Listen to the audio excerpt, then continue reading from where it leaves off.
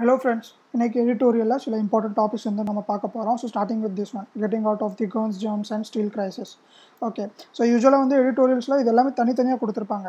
COVID-19 தனியாக கொடுத்துருப்பாங்க, LIC issue தனியாக கொடுத்துருப்பாங்க, migrant distress and manufacturing sector அடி வாங்குறது, எக்கனாமி அடி வாங்குறது எல்லாமே தனித்தனியாக வந்து கொடுத்துருப்பாங்க. ஸோ இந்த டாப்பிக்கில் என்ன பண்ணியிருக்காங்கன்னா, டோட்டலாகவே இந்த மூணுமே சேர்ந்து இந்தியாவுக்கு இப்போ கரண்ட் பொசிஷன் ஆஃப் இந்தியா இப்போ எந்த நிலமையில் இருக்குது, எக்கனாமிக்கலாக இருக்கட்டும் ஆர்எல்ஸ் அதர் பேராமீட்டர்ஸில் இருக்கட்டும், இப்போ கரண்ட் சுச்சுவேஷன் எப்படி இருக்குதுன்னு தான் வந்து இதில் சொல்கிறாங்க.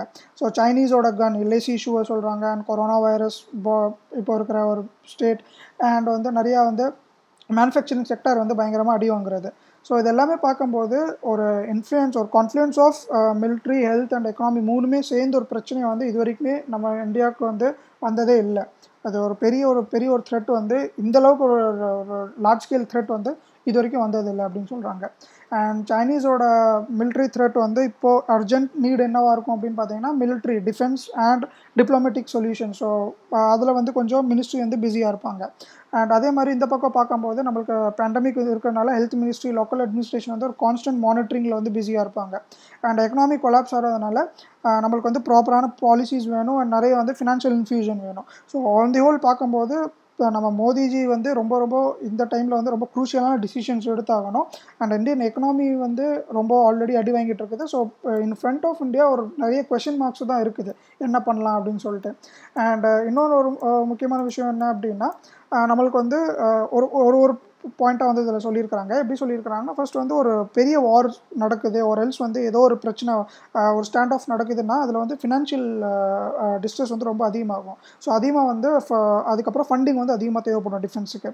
ஸோ இதில் ஒரு எக்ஸாம்பிள் சொல்லியிருக்காங்க. 1999 கார்கில் வாருக்கு அப்புறம் இந்தியாவோட டிஃபென்ஸ் எக்ஸ்பெண்டிச்சர் வந்து கிட்டத்தட்ட 20% ஃப்ரம் ப்ரீவியஸ் இயர் வந்து 20% வந்து ஆஃப் தி ஜிடிபி வந்து இன்க்ரீஸ் ஆனது டிஃபென்ஸ் எக்ஸ்பெண்டிச்சர். ஸோ இப்போ கூட வந்து பார்த்தீங்கன்னா இந்த ஸ்டாண்ட் ஆஃப்க்கு அப்புறம் வந்து கண்டிப்பாக டிஃபென்ஸ் எக்ஸ்பெண்டிச்சர், இந்த ப்ரிப்பேர்ட்னஸ்ன்னு சொல்லுவாங்க, நம்ம வந்து இன்கேஸ் திருப்பி ஃபர்தராக ஸ்டாண்ட் ஆஃப் வருது இல்லை வந்து சண்டை வரப்போகுது அப்படின்னா we should be prepared. So அதுக்கும் வந்து டிஃபென்ஸ் எக்ஸ்பெண்டிச்சர் வந்து கொஞ்சம் நம்ம அதிகப்படுத்தணும் இந்தியாவுக்கு. ஸோ அதுவுமே வந்து பார்த்தீங்கன்னா 2.7% ஆஃப் நாமினல் ஜிடிபி வந்து இப்போ வந்து இன்க்ரீஸ் ஆகும் அப்படின்னு சொல்கிறாங்க.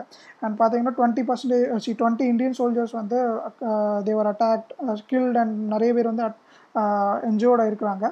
அண்ட் ஒரு போர்ஷன் ஆஃப் லடாக் வந்து கிராப் பண்ணிட்டாங்க சைனா. ஸோ இதெல்லாமே ஒரு ஃபேக்டர் பண்ணும்போது கண்டிப்பாக இந்தியாவோட டிஃபென்ஸ் எக்ஸ்பெண்டிச்சர் வந்து இன்க்ரீஸ் ஆகும்.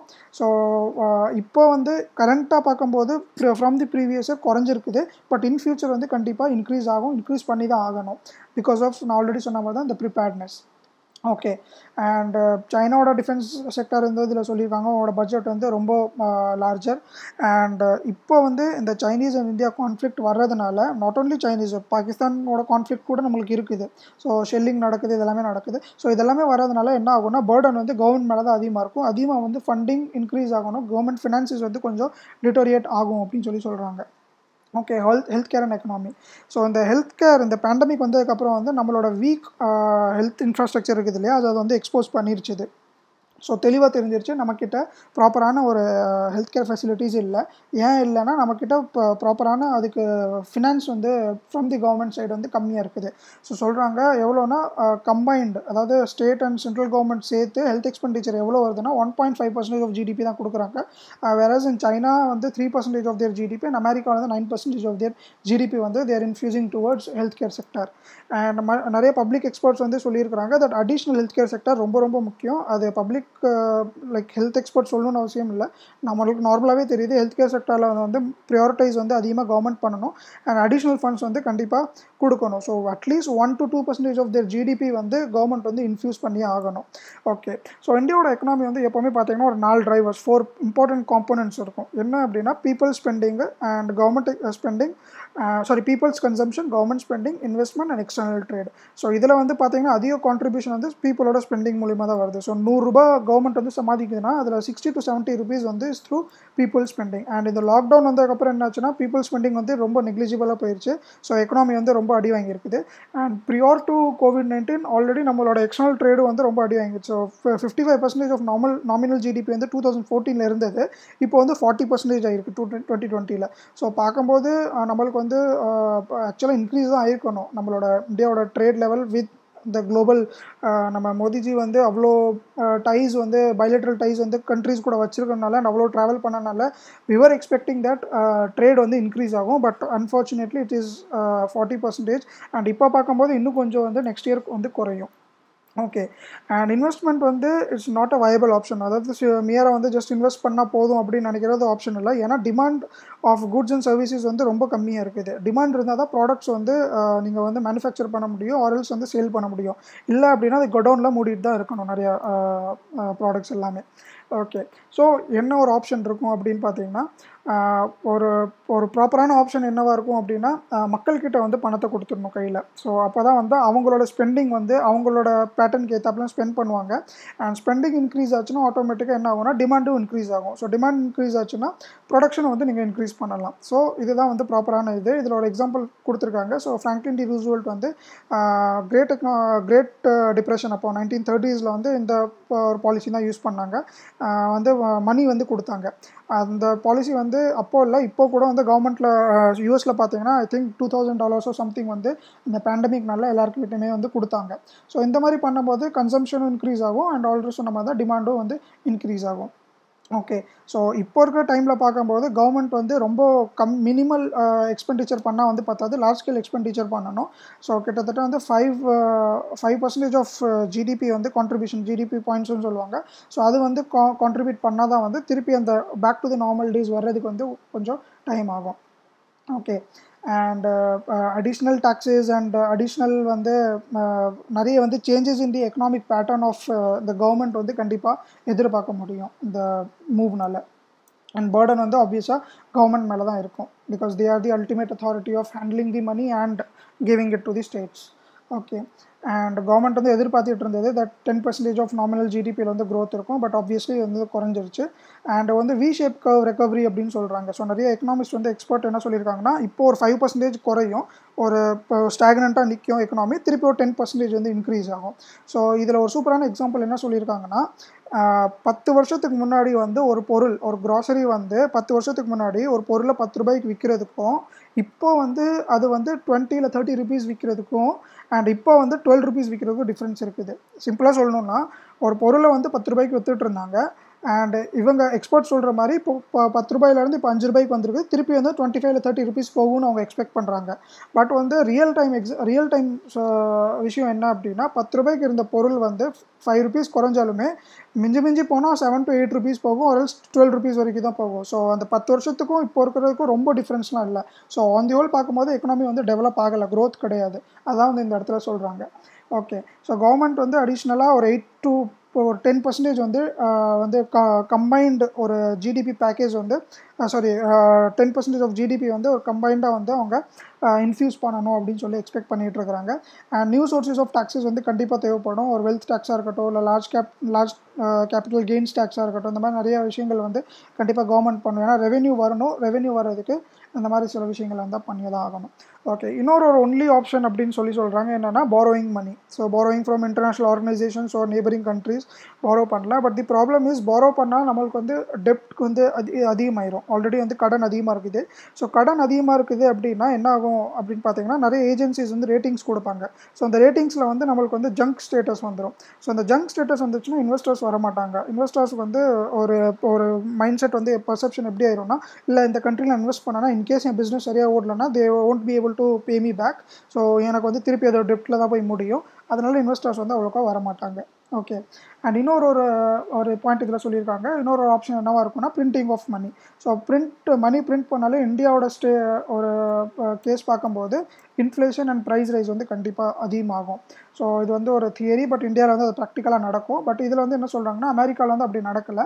ஸோ வந்து அவங்க பிரிண்ட் பண்ணாங்க கரன்சி அண்ட் இன்ஃப்ளேஷன் வரல. ஏன் வரலன்னா, அமெரிக்கன் டாலர் வந்து ஒரு குளோபல் கரன்சி. அவங்க கண்ட்ரியில் இருக்கிற டிஸ்ட்ரெஸ், ஒரு எக்கனாமிக் சுச்சுவேஷன் வந்து சரி இல்லை அப்படின்னு பார்க்கும்போது அவனுக்கு எக்ஸ்டர்னல் ட்ரேடை வச்சே வந்து ஈ can cope up with the அந்த ஒரு எக்கனாமியில் இருக்கிற அந்த ப்ராப்ளம்ஸ் எல்லாமே they can cope up. And plus இன்னொரு முக்கியமான விஷயம், அவங்கக்கிட்ட இருக்கிற பாப்புலேஷன் வந்து கம்மியாக இருக்குது. பட் அவங்க எக்கனாமி அண்ட் ப்ரொடக்ஷன் வந்து ரொம்ப அதிகமாக இருக்குது. ஸோ வேர்ல்டுக்கே அவங்க தான் சப்ளை பண்ணுற அளவுக்கு இருக்கிறாங்க. ஸோ அதனால அவங்களுக்கு வந்து ப்ராப்ளமும் இல்லை. Okay. So it will B still and problem is இந்த மாதிரி வந்து கரன்சி வந்து அவங்க பிரிண்ட் பண்ணுறாங்கன்னா அகெயின் வந்து டெப்ட் தான். பிகாஸ் ஆர்பிஐ வந்து கவர்மெண்ட் செக்யூரிட்டிஸ் வாங்கிட்டு தான் வந்து பணத்தை கொடுக்கும். ஸோ அகெயின் வந்து அது கவர்மெண்ட்டுக்கு வந்து டெப்ட் பர்டனாக தான் இருக்கும். ஸோ அகெயின் அந்த ஜங்க் ரேட்டிங்கிற ஸ்டேட்டஸ் வந்து வந்துடும். ஓகே.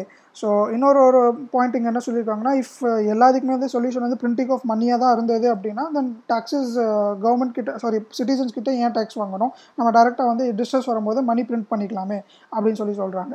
அண்ட் கவர்மெண்ட்டோட சாய்ஸ் வந்து இப்போ என்னவா இருக்கணும்னா ஒரு போல்டான டிசிஷன் எடுக்கணும். ஸோ சிச்சுவேஷன் அதுவாகவே ரிசால்வ் ஆயிரும்னு வெயிட் பண்ணக்கூடாது அண்ட் ப்ராப்பரான ஒரு டிசிஷன் எடுக்கணும். அண்ட் இப்போ இருக்கிற டைம் ஃப்ரேமில் பார்க்கும்போது எக்ஸ்பர்ட்ஸ் சொல்கிறது என்னென்னா, நம்ம பாரோ பண்ணிக்கலாம் மணியை, பாரோ பண்ணிட்டு கன்ஸ் ஜெர்ம்ஸ் அண்ட் ஸ்டீல்ஸ் இப்போ இருக்கிற கரண்ட் சிச்சுவேஷன்ஸை ஃபோக்கஸ் பண்ணுங்கள். அந்த ஜங்க் ஸ்டேட்டஸை பற்றி இப்போ யோசிக்க வேணாம். இந்த சிச்சுவேஷன்ஸ் எல்லாமே நம்ம கிளியர் பண்ணிட்டோம்னா லேட்டர் ஆன் வந்து நம்ம அந்த ஜங்க் ஸ்டேட்டஸ் வந்து சரி பண்ணிடலாம். ஸோ இதுதான் வந்து இந்த டாப்பிக்கில் ஓவராலாக சொல்லியிருக்கிறாங்க. And coming back to this topic, இந்த டாபிக் பார்க்கும்போது ஆல்ரெடி நம்ம இது டிஸ்கஸ் பண்ணிட்டோம். ஆல்ரெடி ஒரு எடிட்டோரியல் வந்து இது வந்திருக்குது. So it's about online education classes. So என்ன சொல்கிறாங்க அப்படின்னா, இப்போ ஸ்கூல்ஸ் காலேஜஸ் எல்லாமே வந்து இந்தியாவில் வந்து க்ளோஸ் பண்ணிட்டாங்க அண்ட் அது சேஃப்லி ரீஓப்பன் ஆகிறதுக்கு ரொம்ப வந்து டைம் ஆகும்.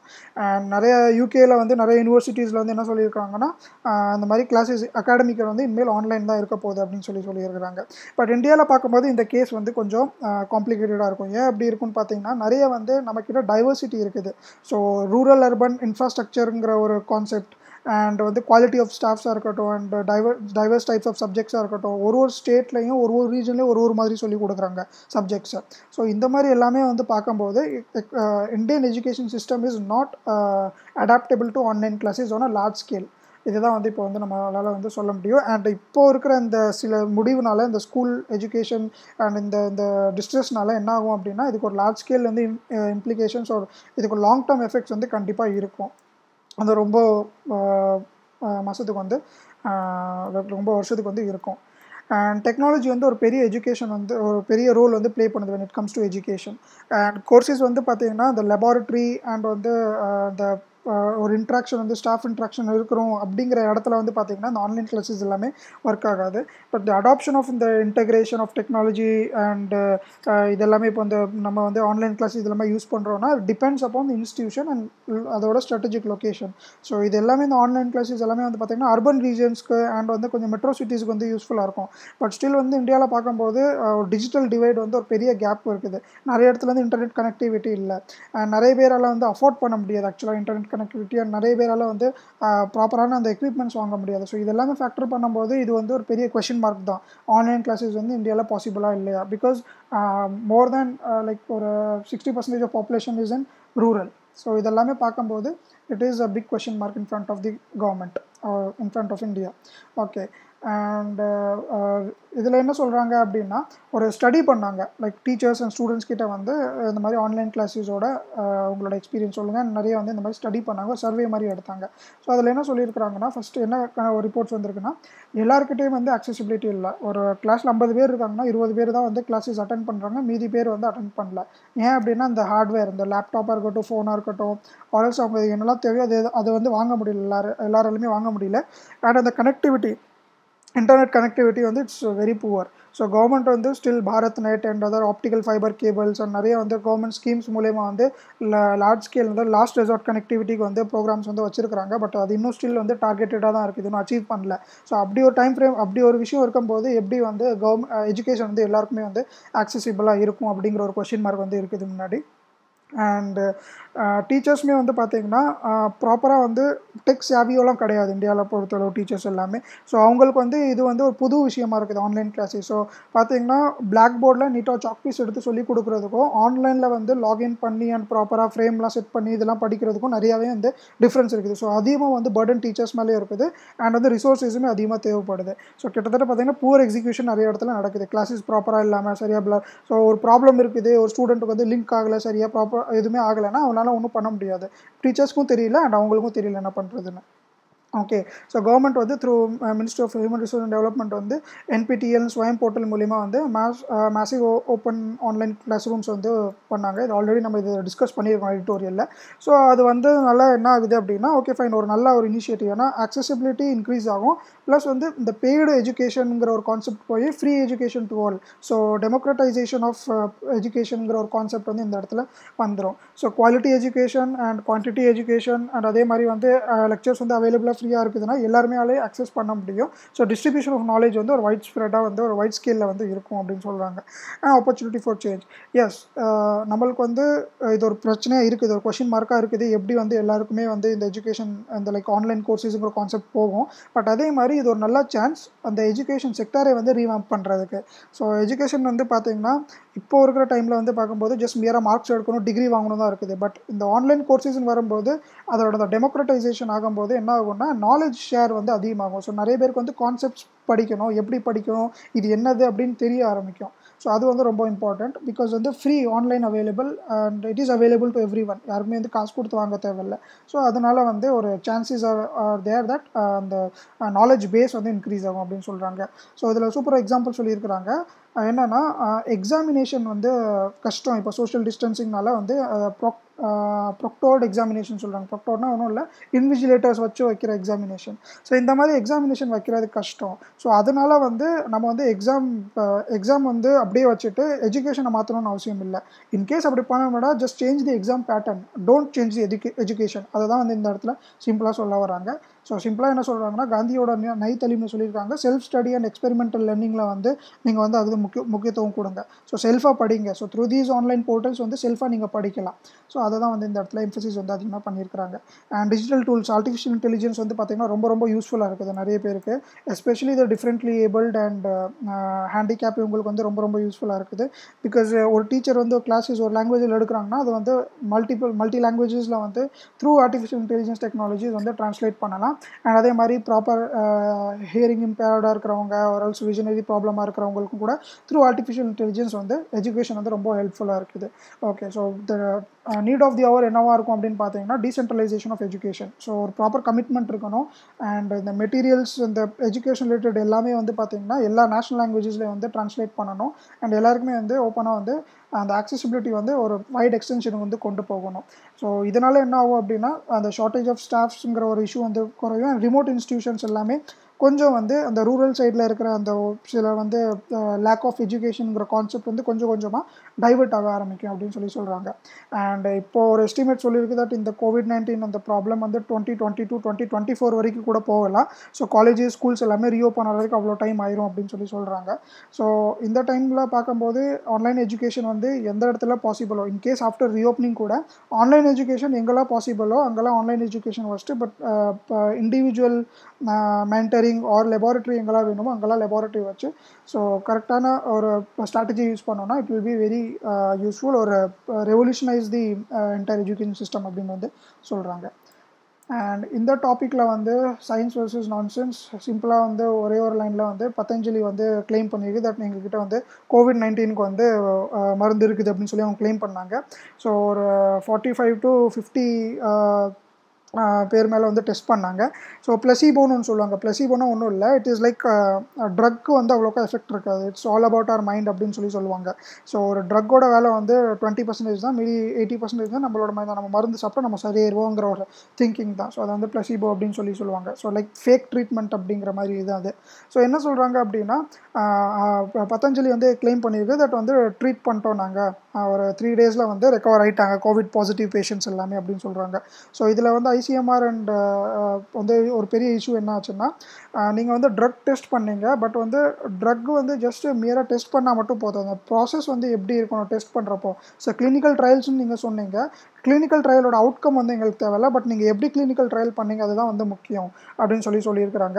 அண்ட் நீங்கள் டெஸ்ட் பண்ண பேஷண்ட்ஸ் நிறைய பேர் ஏசிம்ப்டோட்டிக்காக இருந்தாங்க அண்ட் மைல்ட் சிம்டம்ஸ் தான் இருந்தது. ஸோ அது கோவிட் பாசிட்டிவாக இல்லைன்னு கூட தெரியல அப்படின்னு சொல்கிறாங்க. ஸோ ஆன் தி ஹோல் பார்க்கும்போது இந்த மாதிரி சில விஷயங்கள், அதாவது ayurvedic medicines and homeopathy and allopathy இவங்களுக்குள்ள அந்த ஒரு நெக்ஸஸ் வந்து எப்போவுமே இருக்குது. ஸோ அதை தான் வந்து இந்த இடத்துல சொல்ல வராங்க. ஸோ ஆன் தி ஹோல் பார்க்கும்போது இந்த மாதிரி சில கிளினிக்கல் ட்ரையல்ஸ் ஆடும் இந்த டைம் ஃப்ரேமில் பார்க்கும்போது இந்த மாதிரி ஒரு ஃபால்ஸ் கிளைம்ஸ் பண்ணுறது ரொம்ப தப்பான விஷயம் அப்படின்னு தாங்க சொல்கிறாங்க. So this is all about today's editorial. இந்த வீடியோ பிடிச்சிருந்தால் லைக் பண்ணுங்கள், ஷேர் பண்ணுங்கள், அண்ட் சேனல் சப்ஸ்கிரைப் பண்ணுங்கள். தேங்க்யூ.